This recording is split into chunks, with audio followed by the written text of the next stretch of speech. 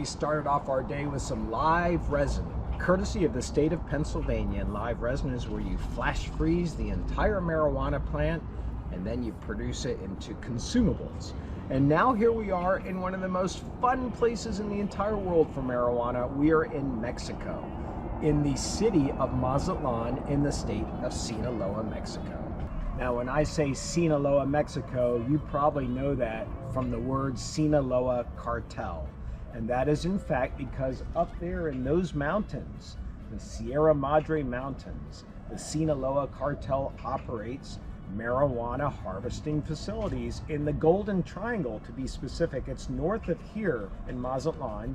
In the Golden Triangle, you have pieces of states of Chihuahua, Durango, and Sinaloa, and that is where marijuana is produced. Now, I've been coming to Mazatlán, Mexico for 14 years, so I know it really well. And when I come here, I like to have my main method of transportation, my bicycle, outfitted the way I like it. So I got my cup holder here for water or whatever beverage I'll be drinking. I've got my sound system complete with my phone, which is in its holder, and I can use that to talk to it or Google or do whatever I want while I'm driving along. I've got my basket, which is perfect for when I go fishing, come back from the beach with fish, or run down to the store to pick up some sundries for the house, or carry around, as I have here, my poncho for a little bit later today. It's not really a poncho, it's a kind of a Mexican camisole that you wear. And then I also have my carrier here. I can fit lots of stuff on the back of that. And now I'm ready to roll, and it's as easy as this.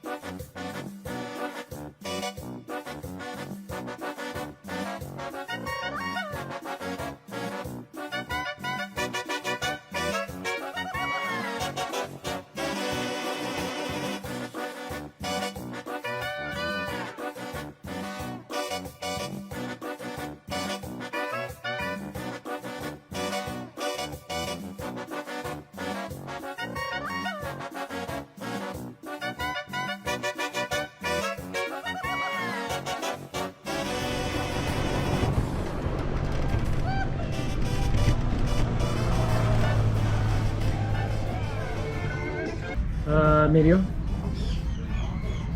Y por bebida, ¿qué tienes? Agua cebada, coca. Coca. When you order in this Mexican restaurant, as you just saw from our server, you don't get a menu. She tells it to you orally, and that's not just by accident. It's not just that they're being cheap. That's traditional Mexican culture. You have to have an oral conversation with people. It's important. And so the orality is embedded in the way that you order food too. You order food by telling the menu, and then you choose what you want. You have a nice conversation with the waitress, the server, and that's it. Hey guys, there's 1, 2, 3, 4 in this brood. 2 black ones and 2 white ones, and the mother's brown. So I guess that says a lot about the rooster. Right, so typical of a Mexican restaurant, you've got the kitchen out in the open, everybody's preparing all the time, you're always preparing something in Mexico. A lot of times you'll just hear in the distance the chopping block of people cutting up pork or cutting up chicken. Let's take a little look and see what's going on in this Mexican kitchen in the middle of the Mexican restaurant. So here we have the classic tortillas being made. The tortillas are coming from corn, or they're coming from flour. The corn tortillas are what we're taking a look at there. And she's cooking them on an open fire. She's going to make them somewhat charred, or she's going to make them hard, like you get in a hard shell taco. That's one way that you can serve tortillas. It's very common to Mexico to see tortillas made. It goes back centuries. The Aztecs were making tortillas way before the Spanish arrived here, and they still make tortillas according to traditional methods, beating the corn, and then, as you can see, cooking it here. So yeah, here we have another part of the kitchen. This is where the hard cooking goes on. She's probably getting ready to make our meal right now. I've ordered eggs with nopal, which is a kind of cactus that grows out in Mexico, all over Mexico. It's very delicious. It's got a slightly sour taste to it. And I've also asked for chorizo, which is a kind of sausage. I believe it's brought here by Spain. And that's what I'm having. She's probably making that over there on the open fire. You can see her stirring around in the pans. Mexican kitchens are usually very orderly, very organized. And when you get your meal, you can see why UNESCO has deemed Mexico as a cultural heritage site for food, even in a place like this, an open air restaurant in the countryside. Gracias. Gracias. So this is a coconut. It's not the coconut that most people think of, the hairy, almost perfectly oval coconut. This is a Mexican coconut. And inside you have the juice. So good for the stomach. It's got a slightly, but not completely sour taste. Very good for your digestion and also soothing. Has some soothing properties to it. Here's a piece of the coconut right here. Just a little white piece. You can eat this when you go to the Mazatlán beaches. They sell cups of that white coconut. It's so silky, so smooth, so soft. Slightly sweet, but mostly sour and very yummy.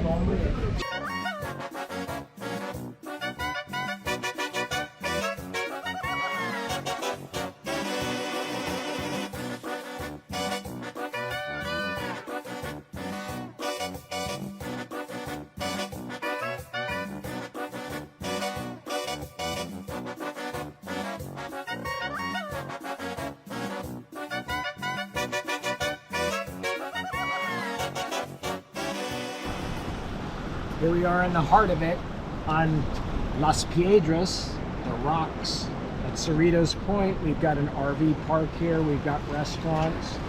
We've got this body of water here which looks innocent enough, but I can tell you from direct experience, the tidal pool in this little strip right here can be so strong and scary.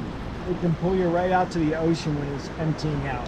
And you really have to be careful and respect Mother Nature here in Mazatlán, because the tidal pool, either left, right, or straight out, the rip tides can be so strong and many people do drown. But the beauty, if you respect it, it's a great thing to take in, and you can actually swim in there like a wading pool with your feet up like you're laying down in bed, right out there in that beautiful Cerritos water. We're finally seeing marijuana being overturned in terms of the horrible and unfair and incorrect reputation that it's had as a dangerous drug, and now it's being taken in like it should be as coffee and other minor substances that people take in for the pleasantries in life, including seeing life through a particular lens. So yeah, we're here at Cerritos, a beautiful place to relax. This is the real Mexico.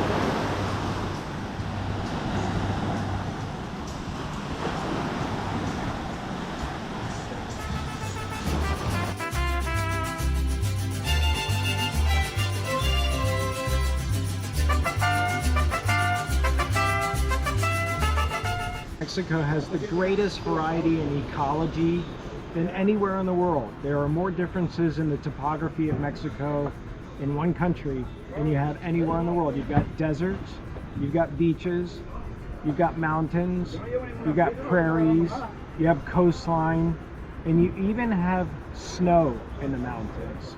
Not many places, but you do have snow in Mexico, and in the pre-colonial times, the kings of indigenous Mexican peoples used to have a delicacy from the snow. They used to have people bring that snow down from the mountains, and they would flavor it with fruits. And that tradition still exists today. It's part of the cuisine of Mexico with this truck right here. This is a raspado truck. When the Spanish got here, they switched over to ice blocks. So what you're about to see when I order one is a raspado being made from the ice block that's underneath that towel there, and then they have all of these delicious fruits, and I'm going to ask her what kinds of fruits they have. Tengo de preguntas por los sabores. ¿Ese es fresa? Guayaba. Guayaba. Guava. Guava. Guava. Guava. Ese es Vanilla. tamarina. Tamarindo. Tamarina. Eh, Guava. Guayaba. Guayaba, durazno. Okay. Durazno. Durazno. Rompope. Durazno. Durazno. Rompope. That's peach. Okay. Rompope. Rompope. That's a. Penal. Okay, we don't have that one so much in the U.S. I don't know if we have it at all. Sí. Ese? Vainilla. Vanilla. Vanilla. Okay, Mexican vanilla. Ooh, it's transported all over the world. Ese? Ciruela. Okay. Ciruela. Ciruela. Tamarindo. ¿Otro tamarino? ¿El mismo? Sí. Cream. Okay. Cream. Fresa. Okay, cream fresa. That's your fresa right there. Piña? Pineapple. Piña. Okay. Pineapple. So the real trick of a beautiful raspado is making it creamy. For me, vanilla. Vanilla. Sí. And he's going to scrape it down. That block of ice is going to last all day long. Tenemos guarimelo. Pineapple. Now he's going to pack that ice in so it's really dense. Okay. Sí, por favor. That's good. I like the strawberry. ¿Echará? ¿Qué hago? Me voy a gastar 200 pesos de gasolina, nos vamos para acá. So here I have all the tools I need to eat a raspado.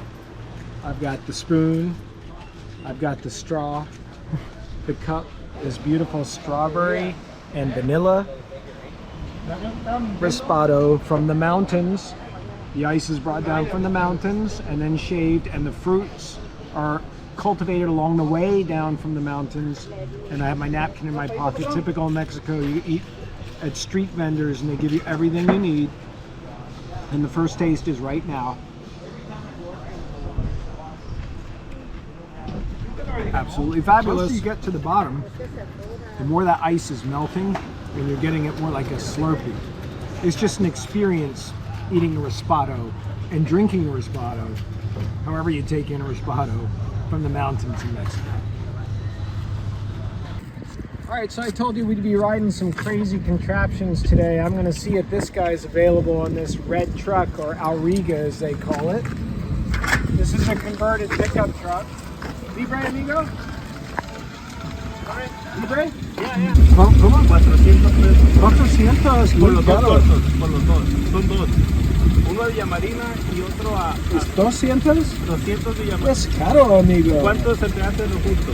300. Es normalmente. ¿Qué te pero es que sí está lejos, es una distancia larga y voy a hacer dos paradas. ¿Qué te parece? 350. Ok, amigo. ¿Perfecto? Ok, amigo.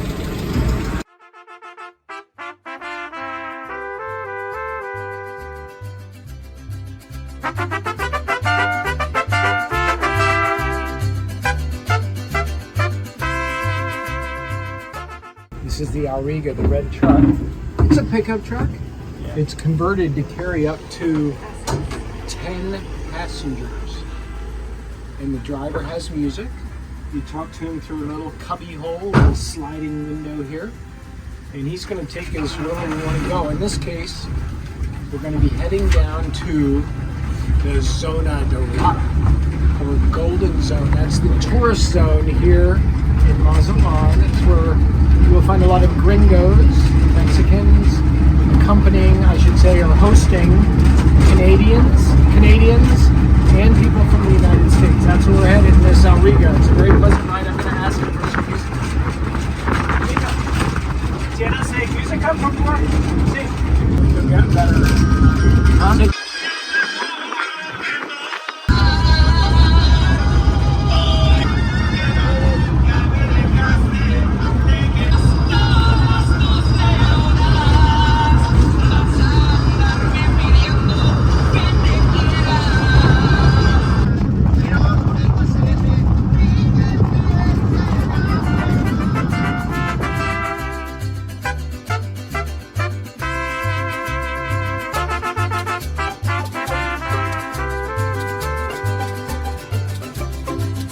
Bye.